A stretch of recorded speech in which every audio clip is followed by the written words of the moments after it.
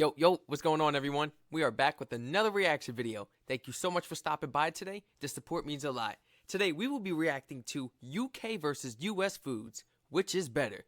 Please like, comment, subscribe, turn all post notifications on, man. I'm not wasting no more of y'all time. Look at Spider-Man right there, man. I just sell British snacks if I them. I just have them all imported over. Welcome to Watch Mojo, and today we'll be pitting UK food versus US food and looking at their shocking differences. Follow me. We'll be examining which country provides the best food overall. I'm telling you, man, I can't wait to go to the UK and try the food. I'm so serious. It feels like out here in the US, the food is trash. Y'all think I'm lying and exaggerating it when I say it, but the food is really trash here, man. The food is really bogus. I'm telling you, it's bogus. It's like in America, you have to prove that something is wrong with, the ingredients or the quality of the chemicals, something. You have to prove that something is wrong in order for the FDA to ban it or to disapprove it, stop using it. It seems like in the UK, you gotta prove that it's safe to eat. Otherwise, it's banned, man. We not using it. We not eating it. We are not eating it. It seems like y'all doing things a little better over there. Y'all using that noggin more. Y'all using that noggin. That's what I like to say. That's my Restaurants new word, to noggin. supermarkets. We'll also look at which has healthier options, is cheaper, and what's available in each country. What do you think about the differences between the food found in the United States and the United Kingdom? Are there any differences we missed? Let us know in the comments. Some people really Round need to 1. think, man. Quality of ingredients. Ingredients in food we eat vary wildly depending on whether we are eating food from a package or food from a restaurant. As a result, we'll be looking at the major food chains common in both countries and whether the quality of their ingredients differs widely. In 2019, food activist Vani Hari, who also goes by the Food Babe online, showcased her research into the difference in ingredients found in packaged food items. This included Doritos, Mountain Dew, Quaker Oats, Heinz tomato ketchup, and more. She discovered that packaged food made and sold in the US contained vast amounts of artificial coloring and flavoring. For example, in the United Kingdom, Mountain Dew got its bright color from beta-carotene, a natural color derived from certain orange or yellow foods. In the United States, it came from Yellow 5. Yellow 5 is a petroleum-based dye called tartrazine. Most studies on artificial food colorings like tartrazine have shown that children who consume large doses can be negatively affected. Randomized, double-blind, placebo-controlled food challenge published in perhaps the most prestigious medical journal in the world, showing artificial colors increased inattentiveness, impulsivity, and hyperactivity among young children.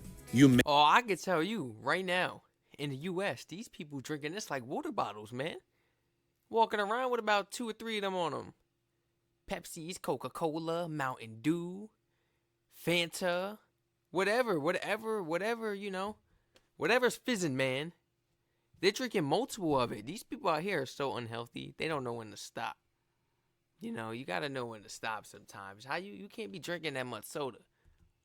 May also remember when groups campaigned to have azyl dicarbonamide removed from bread in Subway, McDonald's, Wendy's, and many other major American food chains. This was in part because this chemical can also be found in yoga mats. The additive is approved by the FDA, and other companies also use it in their breads. Subway came under fire after a food blogger petitioned for its removal, noting that the chemical is also used to make yoga mats. The campaigning by Harry to remove harmful ingredients from specific U.S. packaged food has proven successful on multiple occasions, but there is still a lot of work to be done in the United States. And the World Health Organization has deemed it an asthmatic trigger. It causes lung issues in workers who handle it, skin irritation, eye irritation. So this is a very dangerous chemical that's being used in our bread. The reason why the UK may fare better in this area is due to the fact that food regulations regarding... That's another thing. I've been buying my bread freshly baked. I haven't been buying it. Not buying it. I haven't been making it myself freshly baked. I do need to try that. I trust my own ingredients, but I do buy my bread freshly baked now. It only lasts me 2-3 days. It's gone within a day or two. When I want to usually use my bread or eat it for a meal, or if I'm feeding somebody, I'm gonna go get it the same day as if it was meat or something. I'm not gonna go buy it and then have it sitting in the pantry for a couple days to a week or two. We're not doing that. Regarding artificial colorings and That's what I've been ingredients doing are lately. generally much stricter. For example, in Europe alone, food companies must cheaper. include warning labels if they use artificial dyes. This results in many opting not to use them, as it may deter potential customers. This and other deterrents forces companies to manufacture products in a more health-conscious way, meaning the United Kingdom is the winner when it comes to the quality of ingredients in their foods. Winner, United Kingdom. Our FDA just Round banned 2, red portion food sizes. coloring, or just red Okay, coloring in it's general. no secret that the United States Today. is No, known yesterday. for overfilling meals in what has become known as supersized portions. Look at that. Look at how big that thing is. But is that the case across the board? Food Insider did a deep dive into several of the nation's shared fast food chains, dissecting just how big each of their standard sizes are. In every instance, the US had considerably larger portion sizes per meal, both in volume and weight. I can't even dump it. Yo. Look how much chicken this is. That looked like a good run for your money out here. This isn't People just the love case that. with fast food, as I'll be like, packaged "That's too much foods are food. commonly What's the sold gimmick?" in more significant gram amounts in the US. Eat a Snickers. Better? A standard Snickers bar, for example, is 52.7 grams in the United States and 48 grams in the UK. Sometimes there are even comically large editions available in the United States. This is There are? I didn't even know we sold those. Oh my gosh. 1 pound, or roughly 453.6 grams. That isn't entirely a good thing, as the United States ranks significantly higher than the United Kingdom in the percentage of obese adults living in the country. While 1 in 8 Americans rely on food stamps, the stocks of Taco Bell, Pizza Hut, Kentucky Fried Chicken, and McDonald's are at all-time highs. Some might remember the 2004 documentary Super Size Me, in which director Morgan Spurlock lived exclusively on fast food, which spurred active discussions about the health risks of America's fast food. So when I was in middle school, I remember my cooking teacher. I'm not gonna say her name. I'm not gonna name slip. I almost dropped her name. But the funny thing is, she's actually my neighbor too, down the street. She's actually my neighbor. She showed us this video in middle school during cooking class. He ate McDonald's for like a month straight or something. He was in New York City. Was it New York City? I know it was a city though. I think it was New York City. He went there for breakfast, lunch, and dinner, and even had a couple snacks every single day from McDonald's. And he was like overweight, obese in a month. Blood pressure skyrocketed. They said he was on the verge of having some issues, you know, being diagnosed with. I was like, whoa, but he stopped right then. Anybody and there. would say right now that you're sick. However, we don't measure for health, we measure for sizes. In almost every case, the United States destroys the UK's portion sizes. Winner, United States. Round 3, overall prices. Given that the UK and the US use two different currencies that can fluctuate in value, it can be hard to examine just how much difference there is in food price. However, if the earlier section of portion sizes is anything to go on, there is increased opportunity to be served more. But does that translate into how expensive the food actually is? According to MyLifeElsewhere.com, the United Kingdom's cost of living average when eating out was higher, some even on average as 25% more expensive than the US when eating at an inexpensive restaurant. But while it might be more expensive to eat out, what about buying your groceries and eating from home? According to Numbeo.com, the cost of these individual items decreases exponentially if you're shopping in the UK. A 500-gram loaf of fresh bread would cost you $2.76 on average in the United States, but would only cost $1.31 when exchanged for pounds in the UK. That's what I'm saying. After tax, I'm paying around 3 something. So much cheaper. So much cheaper than buying a loaf of bread that's only gonna last you a couple days, honestly. Overall, consumer prices are 3% lower and grocery prices are a staggering 20% lower. However, restaurant prices are 5% higher than in the United States. Given how much these percentages lean in the UK's favor, the winner of this round is the United Kingdom. Winner, United Kingdom. Round 4, Variety. The United States has one of the biggest economies in the world. It also has larger portion sizes, but doesn't have the most food chains and products available. This might be a bit unfair, as the United States is 40 times bigger than the United Kingdom. It makes complete sense then that most of the world's largest restaurant chains originated from the US. McDonald's, KFC, Burger King, Starbucks, Domino's, Pizza Hut. And we shouldn't be proud of this, man. This food giving issues. He going down the list. He's just going down the list. We should not be proud of this. I have yet to hear one healthy thing. Man. Just to name a few. So bring your appetite, bring everybody. There are many chains from the United States that haven't made the crossover, however. The United Kingdom does have a few select brands originating in the nation, such as Wetherspoons and Greggs. However, the United States vastly outweighs its competition in large brand availability and origins. God bless the USA. For real. This also extends to packaged food as well. There are many sweets and treats from the United States that would need to be exported to the United Kingdom rather than be made by a local factory. So, in the case of the variety of foods available to the average customer, the United States wins out. Winner, United States. Okay.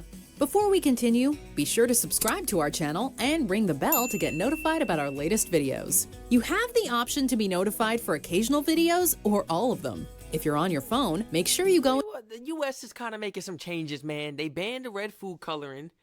It just said, well, not food coloring. It just said red coloring dyes. It didn't say food specifically.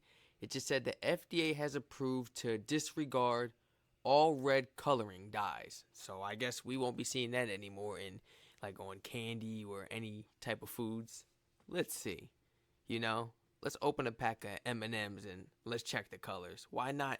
Why not ban most of the color? We still got blue, yellow. What's good about them? Like I said, until you prove it's wrong over here, then we ban it. Over there in the UK, you need to prove that it's safe unless it's banned. Like, man, I'm telling you, man. This is Go into your getting out of settings control. and switch on notifications. I Round drop every 5, dime I got in the food bank just to safety move to standards. UK. To It would be a clarify, healthier when life. we say food safety standards, it doesn't just refer to the type of ingredient a food might contain, but also the enforced practices a country will partake in to prevent the spread of foodborne illnesses. The principles of food safety aim to prevent food from becoming contaminated and causing food poisoning. With this in mind, ensuring that food is safe for human consumption is likely the most critical part of the food preparation process. This means we will measure how sanitary food production is in the US and UK and look at the processes involved in creating the food for purchase. This includes the management and care for animals. The United States clearly has a larger population to cater for. It also has farther to travel to get their farm produce. And while the food safety practices have been ranked closely on an international stage, there are still areas for concern. The United Kingdom has had a few food-related scares. A notable case includes the 2013 horse meat scandal, where foods advertised as beef in the EU contained horse meat. Oh, The no. horse meat controversy began last month. Horse DNA was found in burgers stocked by some supermarket chains, including Tesco, Iceland and Lidl. Today, the beef saga has spread, affecting firms in the UK, Irish Republic, Poland and France. But this is an outlier in the UK food industry, as locally produced food follows a lot of stringent cleanliness and tracing laws. All cattle are registered at birth, individually verified, and have their movement monitored throughout their entire life. In addition, British beef requires their country of birth, rearing, and slaughtering to be listed on packages. Okay. I'm sorry to be pausing so much. I just got so many questions. For all my farmers out there, For all my farmers out there watching, man, or just anybody who, you know, who's educated on this and may happen to know, what are you guys feeding the animals over there in the UK? Because over here, oh my goodness, boy. I feel like some of these farmers are feeding these animals, you know, some harmful things to fill them up some more, make them a little more bloated. That way, when it's time to butcher them, they got a little more pounds to them, you know? They could get a little more money for the animal. That's all they want is more money for the animal. So they try to get them as big as possible. Sometimes they even inject them. You know, they feed them some type of stimulants or something to make them grow crazy. You like, why that cow look like that? That cow look crazy. I'm really concerned. And I'm curious at the same time. What are y'all feeding the animals over there in the UK? Please let me know, man. Please. American farmers, on the other hand, have no such obligations. Animal cruelty laws are also much more advanced in the UK than in non-EU countries. As a result, many profit-based practices have been outright banned, including battery cages, sow stalls, and male pig castration. Animal feed also has stricter rules in the UK. To reduce the risk of transmitting brain disease in chicken, meat and bone meal isn't allowed in poultry feed. In addition, some feeds that promote growth in pork and chicken aren't authorized to be used on British farms. If we're looking at crops, there is also a difference in pesticides used. Since 2016, the UK and EU have banned an insecticide called chlorpyrifos due to its link to brain damage in children. Well, the Nazi state developed this set of chemicals to be nerve gases. Sarin gas is in this family. But after the war, they realized, well, this will attack anything with the nervous system, so it's very effective in treating crops and killing insects. But if it drifts, of course, it poisons people. It has the same kind of effect. It is legal to use in the US, however. The same goes for neonicotinoids, which were banned in Europe due to concerns over their harm to bees. Neonicotinoids are water-soluble and relatively mobile in the ground. So when it rains, they are easily washed into the groundwater and runoff water. This means they affect the whole environment and are also absorbed by wildflowers and plants via their roots. The entire landscape becomes toxic for insects. As recently as 2020, the UK banned fungicide chlorothalonil due to concerns about its effect on water quality and the environment. But perhaps the most What? We got a drink called that. He said chlorophynyl? He said it that way. I call it chlorophyll for some reason. Like, for some reason, I just call it chlorophyll. It's green. It looks like algae. You know? They have that in a bottle, but you drop it in your water. Like, you could, like, drop it in your water or just drink it straight. Ew. Drop it in your water, like 5 drops. It turn your whole water bottle green, and you got to shake it up. Apparently, it's supposed to be some type of healthy, I guess, vitamin. I don't know.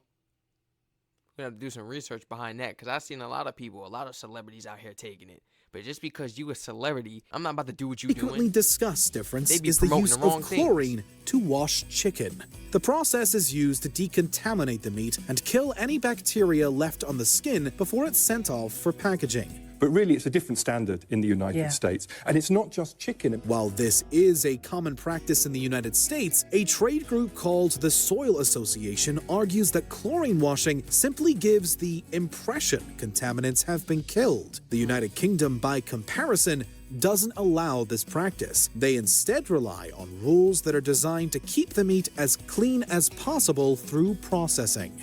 It would certainly appear the United Kingdom is further ahead when it comes to the safety of its practices in creating food. Winner, United Kingdom. United States 2, United Kingdom 3. Overall, the United Kingdom beats out the US with a narrow 3-2 victory. Do you agree with our picks? Check out this other recent clip from Watch Mojo. And be sure to subscribe and ring the bell to be notified about our latest video. I agree.